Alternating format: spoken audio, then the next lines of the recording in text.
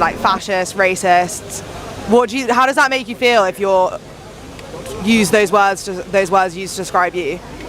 Well, I know what I am, and I don't mind what people think I am. I know my own heart. I've got two beautiful sons that I'm raising to be great men, and so that doesn't bother me at all.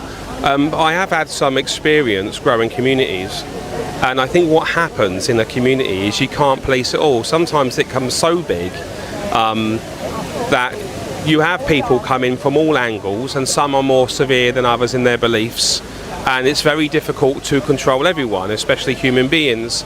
And I think when you throw into that mix that, you know, at the beginning Tommy did create the English Defence League, and that went in a direction he didn't like, and he separated from it, you can understand why there's still remnants of that.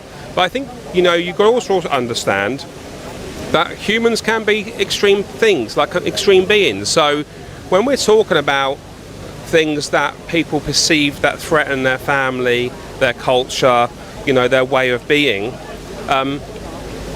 some people are more developed spiritually and mentally than others. Some people will remain peaceful and tackle that intellectually, and some people will go, you know, ape shit and do something else, wouldn't they? Do you feel like your way of life is under attack? I am very privileged in the sense that I live in a part of the world that hasn't had a lot of, you know, the Islamic immigration. So I'm not feeling... So it's a privilege to live in a community without Muslims, is that what you're saying?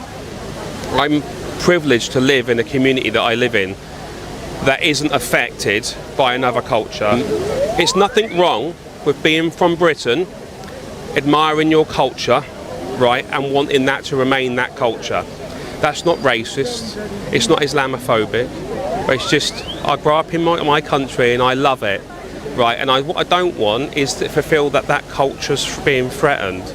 So I think that's always best done peacefully, and I think that's always best done with conversation, and I think it's always best done in good time, so the best outcome can happen for all people.